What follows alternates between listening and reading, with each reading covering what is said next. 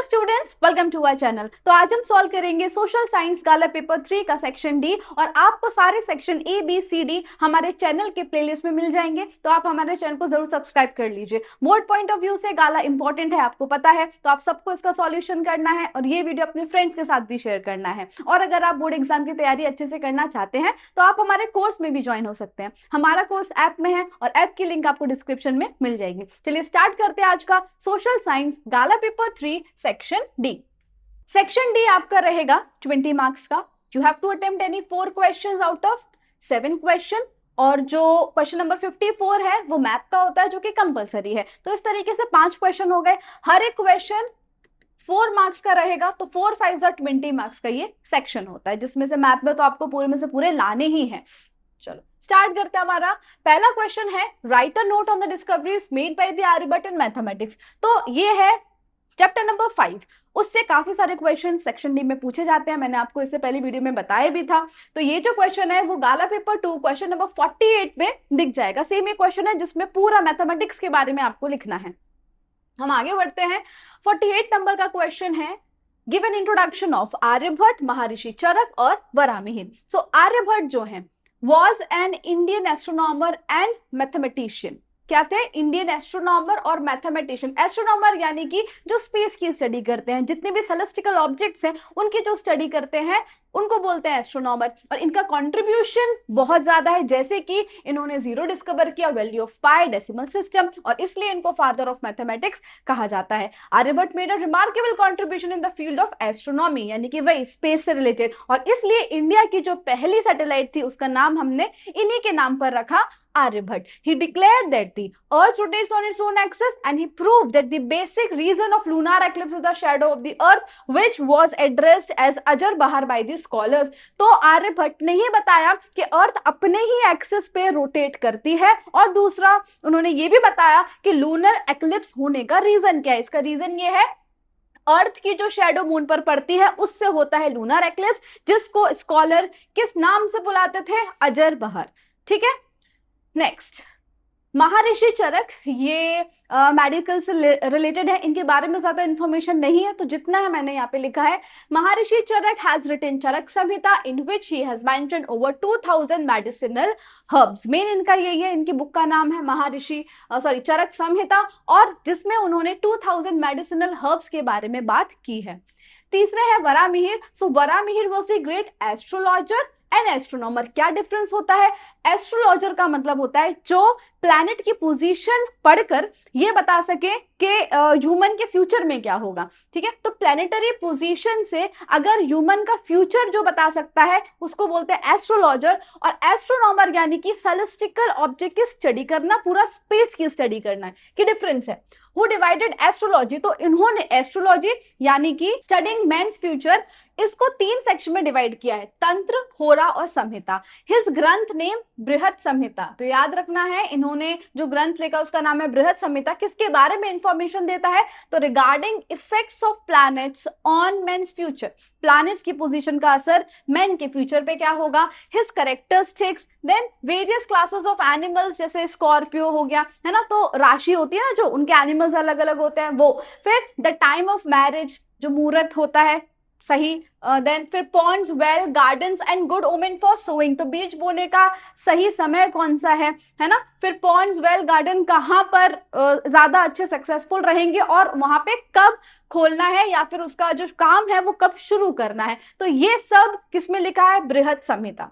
Okay, तो Varahamihira in short कौन थे? एस्ट्रोलॉजर थे और एस्ट्रोनॉमर थे, और इनका इन दोनों में ही बहुत ज्यादा कॉन्ट्रीब्यूशन है। ये आता है 1 मार्कर क्वेश्चन में के in how many sections astrology was divided by Varahamihira. So in 3 section, Tantra, Hora और संहिता। चलो next is question 49। What are the favourable condition needed for paddy. इससे पहले वाला क्वेश्चन था वीट। तो चैप्टर नंबर 10 में मैंने आपको बोला 2 इंपॉर्टेंट क्वेश्चन है, एक पैडी और wheat. So paddy is our most important crop. A large majority of the world and about half of the population of India uses rice. Wheat से ज्यादा rice का consumption होता है। India stands second in the world after China in paddy production, और जितना भी sown area है उसके 1/4 area में paddy का ही production होता है। Paddy is a crop of torrid zone का crop है, hotter humid climate चाहिए, minimum temperature 20 degree Celsius, alluvial soil होनी चाहिए, फर्टाइल एलुवियल सॉइल, और जहां पर बारिश 100 सेंटीमीटर से ज्यादा हो। देखो जहां बारिश 100 सेंटीमीटर से ज्यादा होती है वहां वीट का प्रोडक्शन पॉसिबल नहीं है, और वहां पर ही प्रोडक्शन होता है पैडी का, और necessary for production. Then in the region of less rainfall, अगर बारिश नहीं है, जैसे पंजाब, हरियाणा, उत्तर प्रदेश, ये क्रॉप को इरिगेशन के थ्रू ग्रो किया जाता है। More human labour is necessary for paddy cultivation. हाँ, ये याद रखना कि कौन सा ऐसा ग्रेन है जिसमें ह्यूमन लेबर ज्यादा जरूरत पड़ती है, तो आंसर होगा पैडी। फिर वेस्ट बंगाल, तमिलनाडु, आंध्र प्रदेश, तेलंगाना, बिहार, उड़ीसा, ये सारे मेजर स्टेट्स हैं जहां पैडी का प्रोडक्शन होता है, और the crop is taking 2 or 3 times in waste Bengal, UP, Bihar, Orissa and Tamil Nadu. देखो यहाँ पे साल में 2-3 बार पैडी का प्रोडक्शन हो जाता है। रीजन 2 हो सकते हैं, या तो अच्छी बारिश होगी, और अगर अच्छी बारिश नहीं भी हुई तो इन स्टेट्स के पास अच्छी इरिगेशन फैसिलिटीज है। In Gujarat, paddy is grown in Surat, Tapi, Panchmahal, Ahmedabad, Kheda, Anand, Valsad district. It requires more water. However, instead of keeping the paddy fields fully under water, यानी कि पूरे के पूरे जो fields हैं इसकी पैडी की, उसको पानी से भरने से अच्छा क्या है, paddy is grown by irrigating through the sprinklers using less water। बहुत ज्यादा पानी की जरूरत होती है पैडी में, तो जब पूरी जमीन पानी से भर जाती है तो उसमें पैडी ग्रो किया जाता है। तो इससे अच्छा क्या है कि बहुत ज्यादा पानी यूज हो रहा है, तो स्प्रिंकलर मेथड का इस्तेमाल करते हैं कि सीधा पानी जो है ना वो रूट्स में जाए, जितना रिक्वायरमेंट है वो डायरेक्ट रूट्स में जाए, तो इससे पानी बचेगा। ये नई टेक्निक इसमें लाई है। ओके, चलो now question 50 is state the contribution of agriculture in India's economy. हमको पता है इंडिया एक डेवलपिंग कंट्री है जिसको हम एग्रेरियन इकोनॉमी भी कहते हैं, क्योंकि हमारी आधे से ज्यादा पॉपुलेशन एग्रीकल्चर पर डिपेंडेंट है ना। सो एग्रीकल्चर का कंट्रीब्यूशन क्या है, it provides employment to about 1/2 of the population of the country, लेकिन agriculture holds about 17% of the total GDP. देखो इतने सारे लोग एग्रीकल्चर में हैं, लेकिन इसके बावजूद भी एग्रीकल्चर का जो कंट्रीब्यूशन है जीडीपी में वो इतना नहीं आ पा रहा है। उसका रीजन ये है कि वहां पर हमको डिस्गाइज अनएम्प्लॉयमेंट देखने को मिलता है, जो टेक्नोलॉजी है वो अभी भी उतनी नहीं अप टू डेटेड नहीं है, और बहुत सारे फ्लॉज हैं। और दूसरा, मानसून का हम कुछ कह नहीं सकते, ये जो क्लाइमेट चेंज है इसकी वजह से सीजन साइकिल भी चेंज हुई है, हमको बिन मौसम बारिश भी देखने को मिलती है, जिसकी वजह से क्रॉप्स डैमेज हो जाती हैं। तो ये सारे रीजन है। फिर paddy, wheat, oil seed, cotton, jute, sugar cane, tobacco, potato etcetera are major agriculture products of India. ये ऐसे क्रॉप्स हैं, ऐसे प्रोडक्ट्स हैं सबसे ज्यादा प्रोड्यूस होते हैं। Much foreign exchanges earn from their export, और हमको पता है हम एग्रीकल्चर प्रोडक्ट्स ज्यादा एक्सपोर्ट करते हैं, ना कि industrial product. India rank second in the world in agrarian production, तो फर्स्ट कौन होगा, पता ही आप सबको, China. Now, industries like cotton, textile, sugar, paper, oilseed, oil, etc., as well as the industries regarding the food processing, get the raw material from agriculture products only, है ना। कितने सारे इंडस्ट्री के लिए जो रॉ मटेरियल है वो agriculture से ही आता है। So agriculture provides food to the people of India, ये तो है। तो ये है एग्रीकल्चर का कॉन्ट्रीब्यूशन इंडियन इकोनॉमी में। और यहाँ पे हमको दूसरा क्वेश्चन भी पूछा था, यूजेस ऑफ मेज। मेज एक खारिफ क्रॉप है, it is grown in hilly areas, और ये वहां का ही स्टेपल फूड है। मेज कंटेन्स क्या होता है उसमें, स्टार्च, ऑयल, प्रोटीन और बायोफ्यूल। याद रखना, स्टार्च, ऑयल, प्रोटीन और biofuel. So it is used more in industrial production. Biofuel होता है, बायोफ्यूल की तरह इसको इस्तेमाल किया जाता है, तो इंडस्ट्रीज में इसका प्रोडक्शन यूज ज्यादा है। Then sloppy, black, hard, rocky and water having gentle flow are major suitable it's for its cultivation। gentle flow यानी कि बहुत तेजी से अगर पानी आ रहा है तो फिर ये क्रॉप नहीं टिकेगी, आराम से, यानी कि gentle flow होना चाहिए। then rainfall 50 to 100 सेंटीमीटर और टेम्परेचर 21 to 27 डिग्री सेल्सियस, ये फेवरेबल फैक्टर्स हैं। it is increasingly used as animal fodder, making popcorn and for edible oil। देखो जब मेज का जो भी इस्तेमाल करना होता है उसके बाद जो बचता है, जो एक्सट्रैक्ट जो उसका बचता है, उसको एनिमल फोडर की तरह यूज किया जाता है। फिर पॉपकॉर्न तो आपको पता है, और edible oil. Major states producing maize are Rajasthan, UP, Bihar, MP, Punjab, Jammu Kashmir, Himachal Pradesh, Karnataka and Andhra Pradesh. आपको इतने सारे लिखने की जरूरत नहीं है, आप 3-4 नाम याद रख के एसेट्रा लिख सकते हैं, ठीक है। चलो नेक्स्ट है, ये क्वेश्चन करने से पहले आपको बता दूं कि अगर आपको इसका सॉल्यूशन चाहिए तो वो हमारी ऐप में फ्री ऑफ कॉस्ट पीडीएफ के फॉर्म में आपको मिल जाएगा, तो आप हमारी ऐप डाउनलोड करके इसका सॉल्यूशन ले सकते हैं। ओके, चलो। So question 51 is what are the reasons of origination of poverty. Poverty का क्या रीजन है? It is more deep rooted in rural areas. हमको पता है गरीबी आपको गांव में ज्यादा देखने को मिलेगी एज कंपेयर टू अर्बन, और उसके रीजन क्या है? Decrease in income from agriculture. मैंने अभी बताया एग्रीकल्चर में जितने लोगों की जरूरत नहीं है ना, उससे ज्यादा लोग एंगेज हो चुके हैं, जिसकी वजह से एग्रीकल्चर से जो इनकम आ रही है वो कम होती जाएगी धीरे धीरे, because of insufficient development and in the field of agriculture and inefficient irrigation facility. Agriculture में अगर नई नई टेक्नोलॉजी नहीं लेकर आए तो आज की डिमांड के सामने वो नहीं टिक पाएगा। और दूसरी बात, इरिगेशन फैसिलिटीज होनी चाहिए हर जगह पर, कहीं पर बहुत ज्यादा है। अपने चैप्टर में देखा था कि पंजाब में बहुत अच्छा है, मिजोरम में बहुत खराब है इरिगेशन फैसिलिटीज, तो ये रीजन है। दूसरा, lack of alternative employment apart from farming. Farming के अलावा दूसरा कोई ऑप्शन ही नहीं है सोर्स ऑफ इनकम का, इसलिए सब ना चाहते हुए भी एग्रीकल्चर में, लेकिन वो इतना इनकम जनरेट करके दे ही नहीं पा रहा है।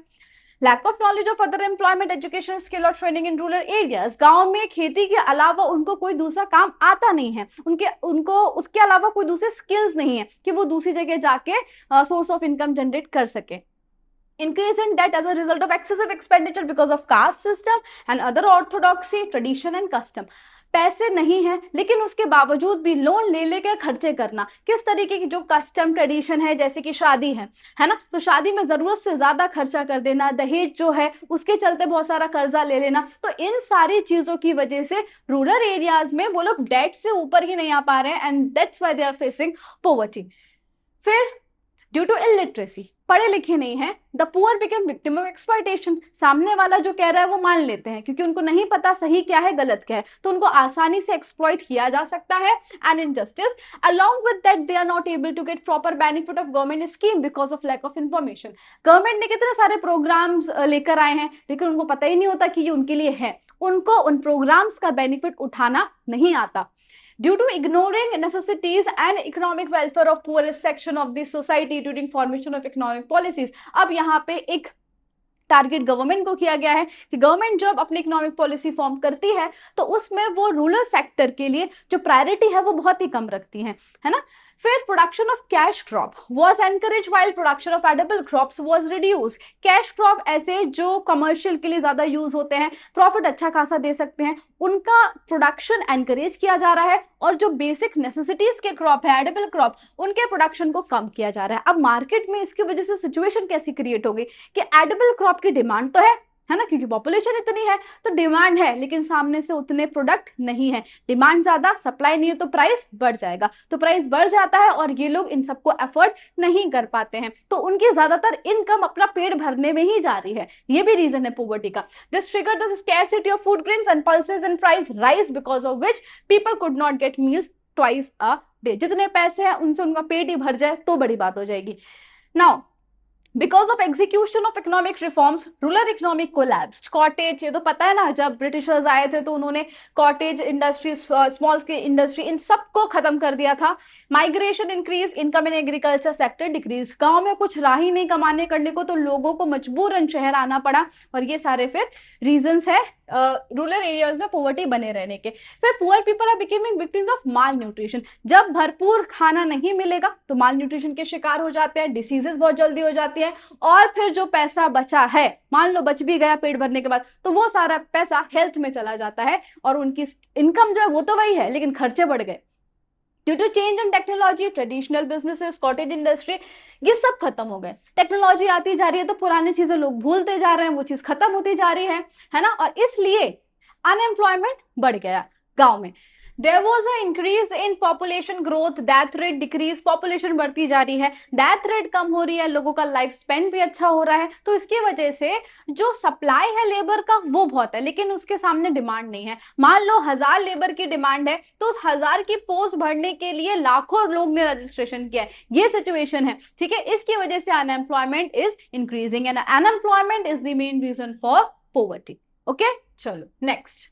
तो आगे बढ़ने से पहले मैं आपको एक इन्फॉर्मेशन देना चाहती हूँ कि अगर आप 10th GSEB में हैं और अपने बोर्ड एग्जाम की प्रिपरेशन अच्छे से करना चाहते हैं तो हमने आपके लिए कोर्स लॉन्च किया है जिसका नाम है वॉरियर बैच। इसमें हम आपको पढ़ाएंगे 2 सब्जेक्ट, मैथ्स और सोशल साइंस। इसमें आपको प्रोवाइड किया जाएगा लाइव लेक्चर्स, उसके साथ साथ रिकॉर्डेड लेक्चर्स भी, फिर previous year question paper solution, regular test conduct कराए जाएंगे, और आप हमको ऐप में मैसेज करके अपने डाउट्स कभी भी क्लियर कर सकते हैं। इसके अलावा गाला पेपर सॉल्यूशन, दोनों ही सब्जेक्ट के गाला पेपर वीडियो सॉल्यूशन मिलेगा और आपको सॉल्यूशन की पीडीएफ भी मिल जाएगी। फिर previous year question paper from 2022 to 2025, इसका भी वीडियो सॉल्यूशन प्लस सॉल्यूशन की पीडीएफ भी आपको हमारे ऐप में मिल जाएगी। Chapter wise important question and objectives, दोनों ही सब्जेक्ट के आईएमपी क्वेश्चंस चैप्टर वाइज और आईएमपी ऑब्जेक्टिव्स मिलेंगे आपको। Then textbook exercise solution social science, maths की जो टेक्स्ट बुक एक्सरसाइज है उसका तो आपको यूट्यूब पर मिल ही रहा है, लेकिन सोशल साइंस में भी जो टेक्स्ट बुक की एक्सरसाइज है उसका सॉल्यूशन भी आपको ऐप में मिल जाएगा। Chapters wise handwritten note, social science में जो सारे चैप्टर्स हैं उन सबके हैंड रिटन नोट्स की पीडीएफ आपको मिल जाएगी। Introduction plus exercise solution PDF, maths में आपको जितने भी चैप्टर्स हैं उनका इंट्रोडक्शन और सारे एक्सरसाइज की सॉल्यूशन की पीडीएफ, ये सारी चीजें हम हमारे ऐप में प्रोवाइड करेंगे आपको। हमारे ऐप का नाम है यूजीटी, जो प्ले स्टोर पर अवेलेबल है, और अगर आप ऐप स्टोर से डाउनलोड करना चाहते हैं तो इसका नाम है माई इंस्टीट्यूट। तो आज ही हमारे ऐप को डाउनलोड कीजिए और कोर्स परचेज कीजिए। All the best. Explain in detail MG NREGA programme, तो Mahatma Gandhi national rural employment guarantee act इसका फुल फॉर्म है। ये 9th में भी शायद आपने पढ़ा था कि employment oriented MG NREGA program has become popular with this slogan, और ये बहुत पॉपुलर हुआ था प्रोग्राम जिसका स्लोगन था अवर विलेज अवर वर्क, यानी कि जो गांव है उसी के गांव के लोगों को हम एम्प्लॉयमेंट देके गांव का डेवलपमेंट करेंगे। इसका ऑब्जेक्टिव है फैमिलीज की जो लिवलीहुड है यानी कि उनका स्टैंडर्ड ऑफ लिविंग इंप्रूव करना, और जो यंगस्टर्स जो एडल्ट गांव में रह रहे हैं जो कि फिजिकली कैपेबल हैं और जो काम करने के लिए तैयार भी हैं, उन सबको एम्प्लॉयमेंट देना, जिसके पर्पस के लिए 1% from every family is guaranteed veg employment, यानी कि हर एक फैमिली के 1% को गारंटीड एम्प्लॉयमेंट दे दिया जाता था एटलीस्ट 100 डेज का, और उसको हर दिन 7 घंटे काम करना रहेगा in a financial year. The government has fixed the wage rate accordingly it pays, यानी कि जो वेज रेट देंगे वो गवर्नमेंट तय करेगी, जो भी सरकार ने तय किया होगा उस हिसाब से इनको वेज रेट दे दिया जाता था। मान लो क्योंकि ये गारंटीड एम्प्लॉयमेंट प्रोग्राम है, किसी साल गवर्नमेंट इनको एम्प्लॉयमेंट नहीं दे पाई तो उसके बदले में गवर्नमेंट इनको अनएम्प्लॉयमेंट अलाउंस देगी। और कौन कौन से काम किए जाते थे, एक तीर दो निशाने, लोगों को एम्प्लॉयमेंट भी मिल रहा है और उस गांव का डेवलपमेंट भी हो रहा है, जैसे कि development of village, personal toilet का कंस्ट्रक्शन, वेल्स का construction, levelling the plain land यानी कि रोड्स अच्छे करना, हॉर्टिकल्चर का मतलब होता है फ्रूट्स वेजिटेबल्स आ गए इसमें, फिर labour work in Indira Awas Yojana, Indira Awas Yojana जिसमें बीपीएल को घर दिए जाते थे, तो घर बनाने का जो लेबर वर्क था फिर कैटल शेड बनाना, ऑर्गेनिक मैन्योर, ऑर्गेनिक फार्मिंग के लिए जो ऑर्गेनिक मैन्योर चाहिए उसका प्रिपरेशन करना, then shed for cocks and goats, yard for drying fisheries जो करते हैं उनके लिए फिश ड्राई करने के लिए पूरा यार्ड बनाना, cleaning of canals, works related to water storage यानी कि जैसे रिवर हार्वेस्टिंग हो गया, इन सब के प्रोजेक्ट्स ये चालू थे विलेजेस में। फिर tree plantation on roads etcetera are included. तो ये सारे ऐसे काम हैं जो कोई भी कर सकता है, जिसके लिए कोई पर्टिकुलर टेक्निकल नॉलेज की जरूरत नहीं है। इसलिए by guaranteeing definite wage based employment on from this to every family, government tries to improve living standard of poor people and under this program. तो गवर्नमेंट का टारगेट क्या था कि इस प्रोग्राम के तहत उनको एक कंफर्म यानी कि गारंटीड वेज मिल जाएगा और स्टैंडर्ड ऑफ लिविंग इनका इंप्रूव हो जाएगा, जिसकी वजह से ये लोग पॉवर्टी से बाहर आ सकेंगे। और इसमें जो भी लोग काम कर रहे हैं they need not to be skilled. देखो यहाँ पे क्या लिखा है, दो अनस्किल्ड लेबर, भले अनस्किल्ड हो, कोई टेक्निकल नॉलेज ना हो, पर ये सारे काम ही ऐसे हैं कि जिसमें तुमको किसी भी तरह की टेक्निकल नॉलेज की जरूरत नहीं है। पैसा मिल जाएगा and the families can come over their vicious circle of poverty. Clear है? चलो next is what provisions has the government made for the protection and welfare of the elderly people.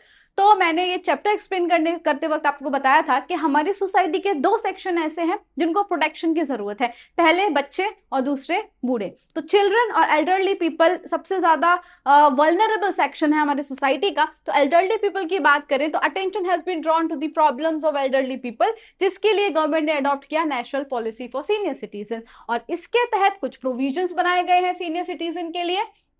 कौन कौन से? सबसे पहले ये जो नेशनल पॉलिसी है हैज प्रोवाइडेड पेंशन, तो पेंशन किसके तहत दी जाती है? नेशनल पॉलिसी, और ये बहुत ही अच्छा फाइनेंशियल सपोर्ट होता है सीनियर सिटीजन के लिए। और high rate high interest rate in prescribe on their saving. अगर सीनियर सिटीजन अपना सेविंग अकाउंट या एफडी आरडी कहीं पे भी पोस्ट ऑफिस में या बैंक में खुलवाते हैं तो उनको जो रेट ऑफ इंटरेस्ट मिलता है वो सबसे ज्यादा होता है, ठीक है।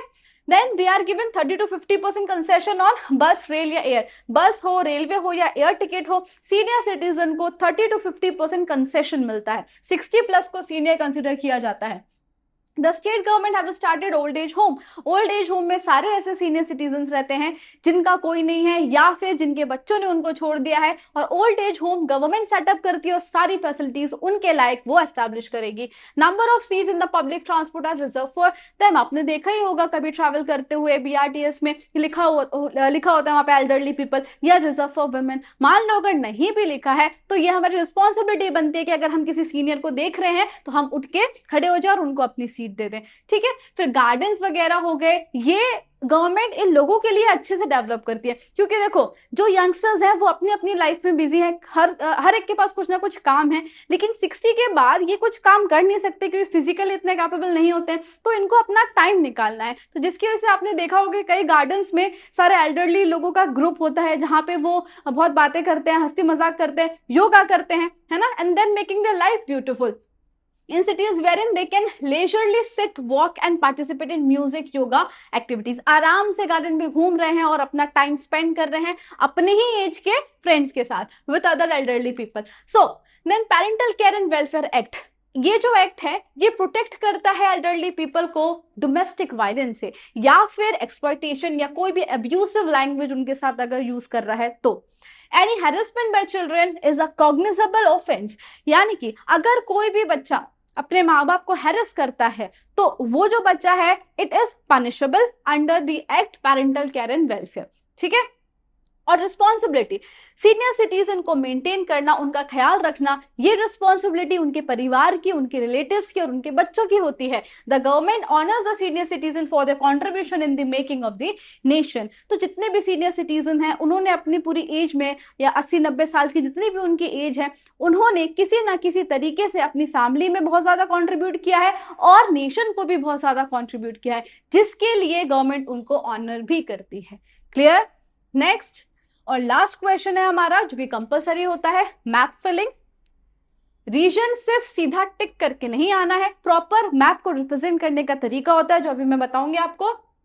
देखो यहाँ पर सबसे पहले एलुवियल सॉइल, तो आपको पता है कि हमारे जो नॉर्दर्न प्लेन्स है, आप कहीं पे भी टिक कर दो तो यूपी सबसे बड़ा रीजन है, तो यहाँ पे एलुवियल सॉइल मार्क कर दिया। जो मार्क किया है वो क्या रिप्रेजेंट कर रहा है वो लिस्ट में आपको बताना है, तो alluvial soil. Second is Kaziranga, Assam में है, ये जो सिंबल है यहाँ पे लिख दिया नेशनल पार्क और जो नाम है वो ऊपर। तीसरा है टोबैको प्रोड्यूसिंग रीजन, सबसे ज्यादा गुजरात, तो गुजरात में कर दिया, और ये जो सिंबल है ये क्या रिप्रेजेंट कर रहा है, tobacco. And then last is electronic industries जो कि बेंगलुरु, जिसको हम आईटी हब या सिलिकॉन वैली ऑफ इंडिया भी कहते हैं।